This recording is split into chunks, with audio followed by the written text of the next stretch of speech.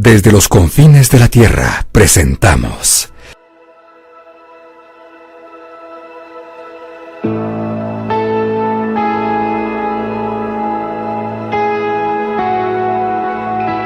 Edificados por la Palabra.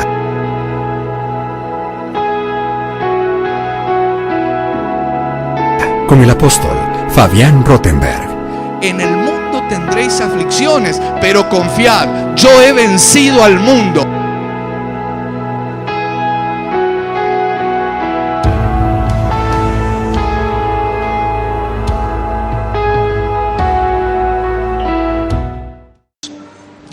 Amado Padre nuestro que estás en los cielos y en todo lugar, es en el nombre de Jesús que te damos gracias una vez más por este tiempo maravilloso que tú nos permites vivir, un tiempo de testimonios, de milagros, de aperturas, de puertas que estaban cerradas, Señor, aún con candado de bronce, pero tú desmenuzas todo candado, Señor. Nada imposible para ti y nosotros te creemos a ti. Señor, en esta hora, en el nombre de Jesús, te rogamos que nos envíes un espíritu de revelación y que descienda tu palabra a manera de bálsamo, a manera de rocío, como tú quieres enviarla. Nosotros estamos dispuestos. Aquí hay una tierra fértil. Declaramos que esta palabra dará fruto abundante en cada uno de nosotros, en el nombre de Jesús. Amén, amén y amén. ¿Cuántos lo creen? Gloria a Dios. Miren, este es un tiempo muy importante de orar para que la palabra, quizá algunos en este momento aprovechan para abrir los caramelos, los chicles. No los critico, gloria a Dios. Es un tiempo para papá. Para papá, es un tiempo para papá. En realidad, yo siento que es un tiempo que tenemos que aprovechar porque no lo hacemos porque sí. El Señor dice en su palabra: clama a mí y yo te responderé y te enseñaré cosas grandes y ocultas que tú no conoces. O sea, hay cosas que Dios nos quiere revelar.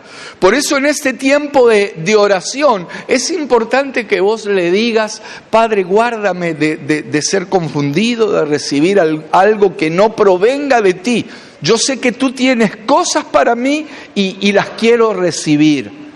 Y creerlo, creer que Dios lo hace. Porque nosotros estamos aquí no solo para alabar, no solo para leer su palabra, que es algo glorioso, sino que tenemos que creerla. No es solo recibirla y que rebote. No. La recibimos y la creemos. ¿Cuántos le creen a Dios aquí? Miren, estoy recordando algo que nos pasó hoy mismo. Hoy tengo varios hermanos que estaban conmigo cuando vinimos bien temprano y me dijo el hermano encargado del sonido para la actividad del 316. Me dijo: tengo que decirle algo. Tenía una cara, le digo: ¿qué? Me dice: no van a tener el sonido. ¿Dónde está Carlos? Bueno, había un grupo de hermanos conmigo. Y yo digo: ¿cómo no? Me dice: no van a tener el sonido. Pero yo por dentro decía: pero si mi papá me dijo que íbamos a tener el sonido. Y él me decía: no van a tener el sonido porque por esto. Y me dio una serie. Bueno, yo no voy a hablar de eso, aparte se lo resumo. O sea, por un lado me decían que no íbamos a tener el sonido, pero Dios nos había dicho que sí, los jóvenes iban a tener el sonido. Resultado, resumen, los jóvenes van a tener sonido. Porque, hermanos, pero hay que creerle a Dios. Y realmente todo estaba dado para que no lo den, porque cuando empezaron a hablar del tema de los presupuestos y todo eso, y que puede ser, yo sinceramente no. Aparte, el que nos dijo que íbamos a tener sonido es el dueño de todo, mis amados. Y él tiene la última palabra, pero yo quiero que vos apliques para tu vida, que vos le creas a Dios. Por eso es importante creer cada vez que nos reunimos para compartir su palabra. Pero bueno, yo les quiero hablar, en realidad, les quiero hablar del dulce cantor de Israel, quiero hablar algo que está muy relacionado con la alabanza. Y ayer es como que tenía unas cosas para hablar de los hermanos de la alabanza, es como que me traje el cuchillo entre los dientes. Pero hoy, mientras estaba abajo haciendo unas cosas y subí varias veces, no recuerdo, pero en varios horarios, y los vi ensayando, y los vi buscando, y los vi metidos, y es como que el Espíritu Santo me dijo: misericordia. Contentos están aquí algunos.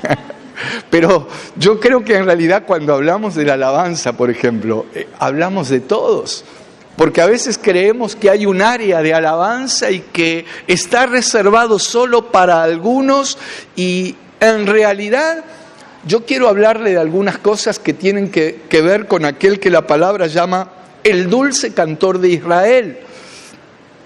¿A quién le mencionan como el dulce cantor de Israel? A David. Ese David era tan especial. Pero miren, les decía que no sé por dónde empezar, porque cuando me puse a meditar en esto, hay tantos conceptos y consejos y tantas cosas que el Espíritu me permitió ver solo a través de una parte de la vida, por ejemplo, de David. Mire, si usted quiere saber cómo es una persona, bueno, yo creo que hay varias maneras de saber cómo es una persona, pero una de las maneras es que dice en Mateo 12:34, que de la abundancia del corazón,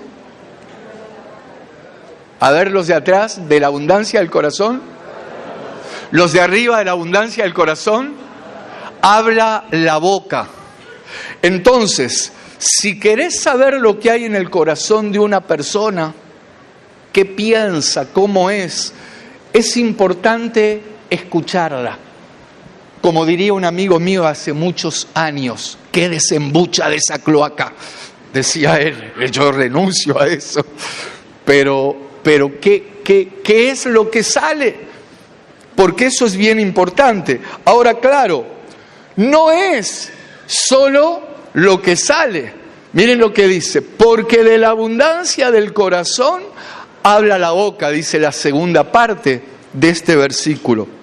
Pero hay un proverbio que yo tengo anotado, creo que es Proverbio 15, que dice, y les quiero mostrar porque no es solo lo que hablamos. Creo que es en Proverbio 15, versículo 13, aquí está. Oigan, lo podemos poner también ahí. Dice: el corazón alegre hermosea el rostro.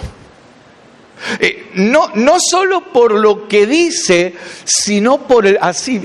Mire, cuando alguien viene tan hermoso como está usted, yo sospecho que su corazón está alegre.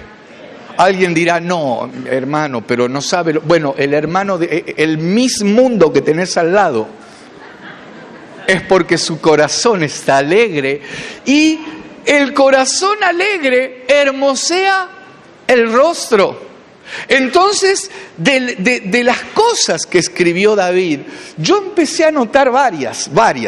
Empecé a notar varias cosas. Una tiene que ver con esto, es decir, no es solo lo que se dice, sino también es lo que reflejamos, incluso cuando nos ven. Quiere decir que un rostro, según lo que dice aquí, que se ve hermoso, no estoy hablando en cuanto a sus facciones, sino que un rostro que resplandece, es porque ese corazón está alegre. Entonces, mis amados y mis amadas, porque yo creo que aquí hay un punto en que las hermanas, fíjate todas las propiedades de la palabra de Dios. ¿Viste vos que estás pensando en comprarte la baba de caracol, la crema de tortuga, el ala de tiburón, qué sé yo, todas las cosas que ponen? Mire, yo hoy vine humildemente, como decían los que subían en el colectivo en el norte, para la cartera de la dama y para el bolsillo del caballero, como si la palabra de Dios, mirá las propiedades, ¿qué hacen? Alegran el corazón y hermosean el rostro. Pero además esta bendita palabra, esta palabra trae sanidad, trae libertad, trae salvación, trae bendición. ¿Cuántos le regalan una ofrenda de palmas al Rey que vive y reina? Amén.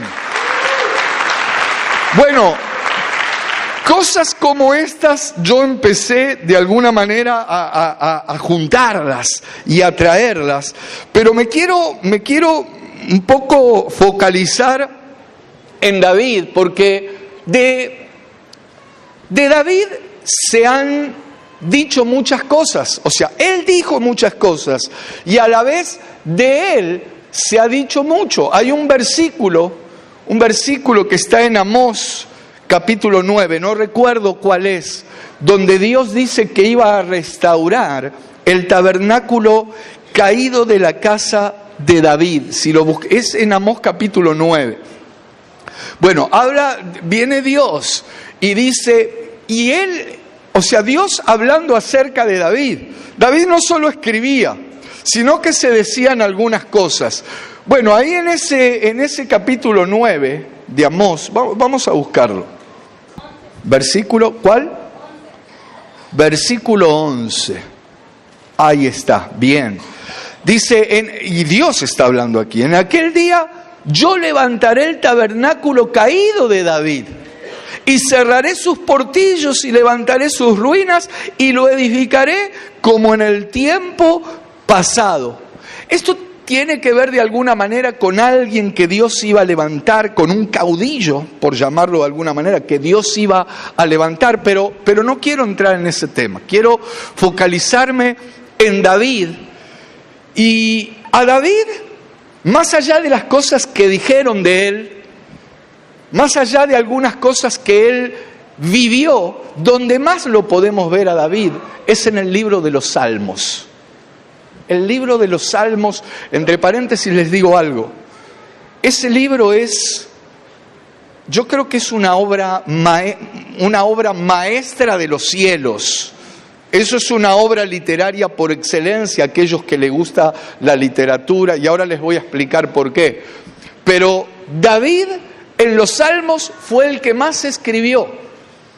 A David se le atribuyen unos 73 salmos, porque saben que el libro de los Salmos, que tiene 150 capítulos, fueron muchos los que lo escribieron. Por ejemplo, creo que hay 12 salmos escritos por un varón llamado Asaf, 11 creo que escribieron los hijos de Coré. Moisés, hay un salmo escrito por Moisés. Emán, un tal Etán. Bueno, muchos aparecen escritores. 35 salmos son anónimos. Y les digo que es una joya literaria. Dicen incluso los teólogos que, o sea, si uno solamente lee el libro de los Salmos, ahí se revela el Evangelio eterno, es decir, como que toda la palabra de Dios está contenida ahí. Pero les decía que me quiero focalizar en David, porque David escribe cosas que yo no tengo dudas que no era él, era quien habitaba en él. O sea, Dios lo inspira de tal manera que él empieza a escribir cosas. Y yo te decía antes que estas cosas hay que creerlas. Miren, yo tuve la posibilidad, cuando cumplí 13 años, de tener que leer, incluso he leído el Salmo 119, sinceramente, o sea, en el hebreo, pero porque tenía la responsabilidad de leerlo. No digo que eso está mal. Todo niño o todo varón cuando cumple 13 años, judío, tiene la responsabilidad de celebrar lo que en hebreo se llama bar, es una palabra, son dos palabras, bar que significa hijo y mitzvah que quiere decir precepto. Se pasa a ser hijo del precepto, por lo tanto hay que conocer cuáles son esos preceptos. Ahora el tema es que se lee mucho y se puede recibir mucha palabra, pero sin creer verdaderamente lo que dice la palabra. Y saben que cuando Pablo les escribe a los Corintios, 2 de Corintios capítulo 3, vamos a buscarlo, es importante que lo anotes o que lo busques si querés, porque todo esto es parte de lo que te quiero hablar. Ya vamos a entrar en el tema, pero esto tiene que ver con algo que necesitamos activar. Mucho pueblo judío, muchos paisanos que leen incluso la palabra, pero no se les revela, no se les corre el velo. ¿Por qué? Porque necesitan creer. Y para poder creer necesitan convertirse. Es como si fuera una especie... Por eso yo soy un agradecido, hermanos, al Señor, porque su pura gracia y misericordia lo hace. Pero allí en 2 Corintios capítulo 3, quiero mostrarte esto, ¿sabes por qué? Porque lo que vamos a hablar de uno de los salmos, y uno lo puede ver solo como algo de una profundidad muy grande. Muchos lo ven solo como un libro sapiencial, el libro de los Salmos es considerado de esa manera, pero el tema es creerlo, porque cuando lo creemos empieza a ser bendecida nuestra vida. Y te decía que 2 Corintios, en el capítulo 3, mirá lo que dice Pablo. Versículo, leamos el 14. Dice, pero el entendimiento de ellos se embotó. Porque hasta el día de hoy, cuando leen el antiguo pacto, les queda el mismo velo no descubierto, el cual por Cristo es quitado. Por eso mirá qué importante esto. Hermanos, podríamos estar recitando y recitando y recitando que tiene que ser el Señor Jesucristo quitando esto. Y dice el versículo que sigue, y aún hasta el día de hoy, cuando se lee a Moisés, el velo está puesto sobre el corazón de ellos. ¡Qué impresionante! Por eso hay que orar por ellos, darle gracias a Dios. Porque yo no te vine a decir que te aprendas el Salmo, por ejemplo, 119 de memoria, pero cuando el velo se corre, es algo glorioso. Y mirá cómo dice el versículo que sigue, el 16. Pero cuando se conviertan al Señor, el velo se quitará. O sea, cuando se conviertan, el velo se quita. Y lo que les hace falta es esa parte que muchos ya lo están recibiendo. Ese creer verdaderamente con todo el corazón. Porque, hermanos, si no creemos lo que estamos hablando, si no creemos lo que leemos, si no le creemos a Dios, no sé qué diferencia habría con un club social o con hacer cualquier otra actividad, pero nosotros aquí estamos primeramente porque creemos en Dios y le creemos a Dios. Amén. Quiero sentar estas bases para poder seguir hablando, por ejemplo, del libro de los Salmos, que dice cosas bien impresionantes. Les decía que el libro de los Salmos, y sobre todo, a mí me impactaba de chico, pero no lo entendía. Por ejemplo, el Salmo 119, no porque era el más largo, porque es el más largo de toda la Biblia, sino por la manera en que está escrito. ¿Cuántos oyeron hablar algo acerca del Salmo 119? ¿Cómo está escrito? ¿Cómo está dividido? ¿Sabe alguien qué es, por ejemplo, el Salmo 119? Teológicamente se lo llama un acróstico. ¿Qué significa eso? Para aterrizar la idea, es como si fuera una especie de poema. El Salmo 119 es un poema. En el idioma original, escrito con tanta exactitud y sobre todo con el alefato hebreo. ¿Por qué alefato? ¿Qué es alefato? ¿De qué está hablando hoy el hermano Fabián? Dirá alguien. Bueno, ¿el abecedario qué es? A, B, C, D, E, F, G, H. ¿Lo estudió? Para aquellos que lo estudiaron. Abecedario porque empieza ABC. El alefato, la primera letra del abecedario, llamémosle hebreo, es Aleph. Luego sigue la letra Bet, Dalet, Gimel, y así hasta llegar a la última letra, es la Tau. Bueno, el Salmo 119 está escrito en forma, es como si fuera un poema. ¿Cuántos saben lo que es un poema? ¿Cuántos son poetas aquí? Yo sé que hay algunos poetas del Señor. Hay incluso libros que tienen algunas partes escritas hasta poéticamente. Por ejemplo, hay un libro muy conocido que dice los hermanos sean unidos. No, yo no leo eso, hermano. Yo soy evangélico. ¿Cuántos conocen lo que dice ahí? Los hermanos sean unidos porque esa es la ley primera. Entre paréntesis, sí, muy bueno, pero hay algo, pará. ¿Cómo dice? ¿Cómo empieza? Los hermanos sean unidos, ¿por qué? ¿Esa es la ley primera? Wow, pero ya me estoy metiendo en algo complicado. Pero bueno, yo no estoy para contradecir al Martín Fierro, pero ¿cómo es el que escribió el Martín Fierro? José Hernández. Bien. Ahora, si usted lo quiere contradecir, yo también lo voy a contradecir, hermano. Porque José Hernández, ¿dónde estás o dónde estás? Que el Señor tenga misericordia. Pero esa no es la ley primera, hermano.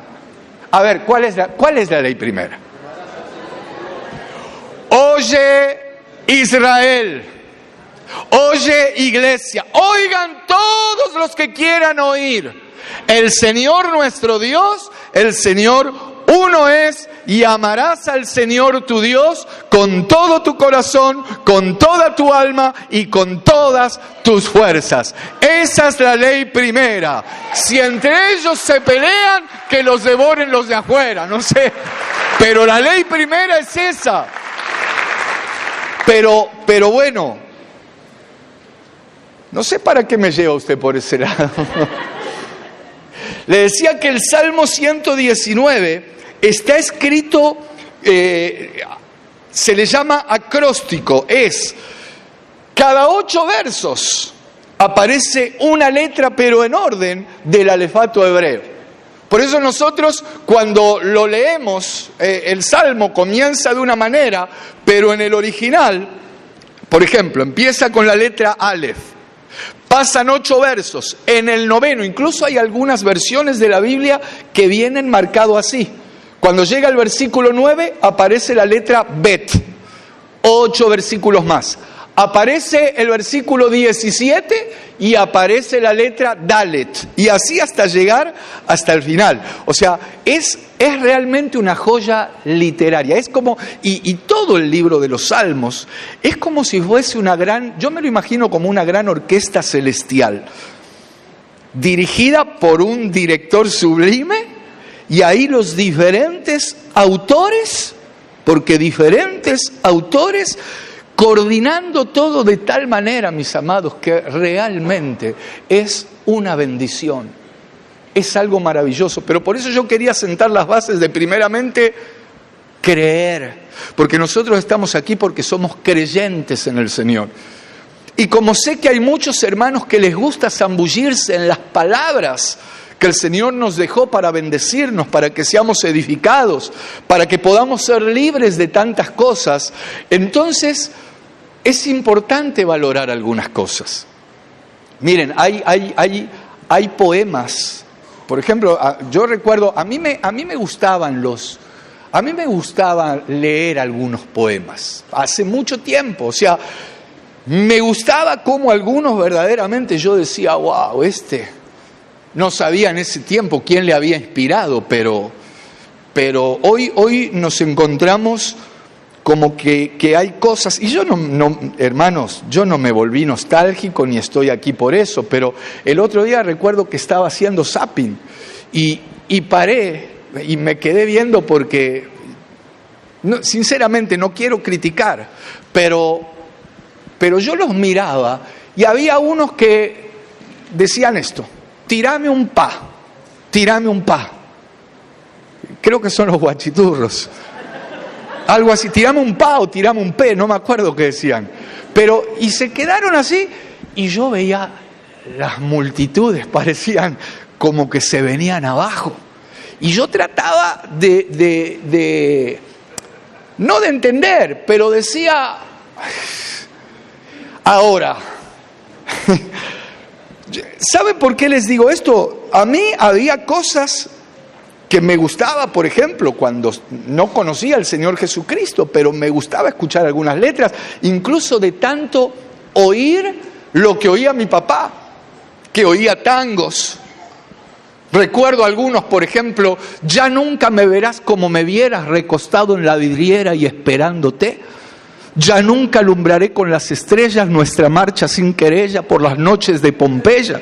Las noches y la luna suburbana y mi amor en tu ventana, todo ha muerto. Ya lo sé, chan, chan. Pero me quedaron, ¿sabes? Y hermano, y esos eran del mundo. Pero había algo, en algunos casos, algo que habían vivido, que habían experimentado, que habían sido traicionados, un desamorío, algo, y lo trasladaban. Y resulta que estoy cambiando y oigo, tirame un pa. Que quizá, sinceramente, quizá hay algo que no entiendo. A lo mejor en ese tirame un pa puede haber algo que no sé de qué se trata. Pero el tema es este, mis amados. Resulta que cuando vengo a Cristo, me encuentro con mucho tirame un pa cristiano.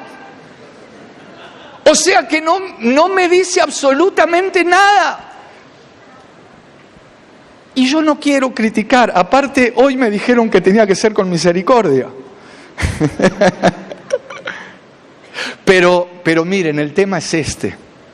Yo creo, y tiene que ver con que todos nosotros tenemos que ser de alguna manera salmistas o adoradores. Dios espera, Dios está buscando adoradores.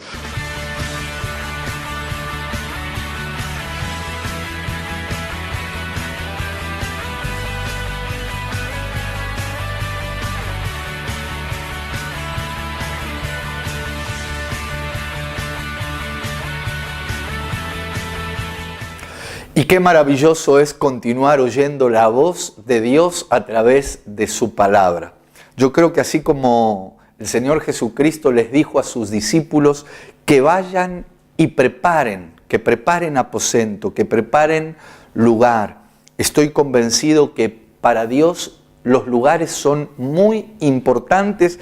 Cuanto más tu corazón, cuanto más tu vida. Por eso yo creo que es fundamental preparar aposento en nuestras vidas. Cuando nosotros disponemos el corazón, cuando preparamos los elementos, cuando preparamos el aposento, allí comienzan a manifestarse las bendiciones de Dios.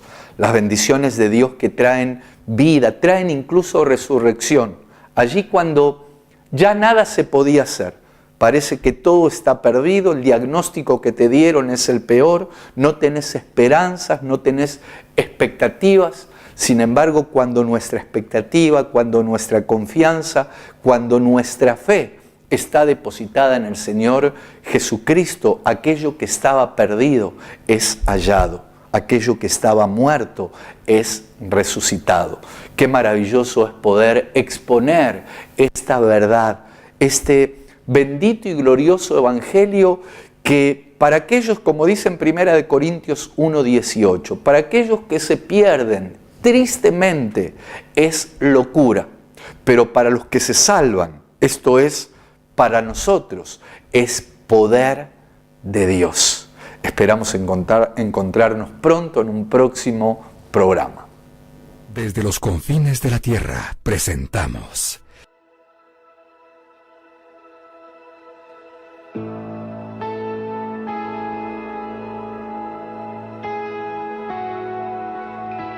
Edificados por la Palabra.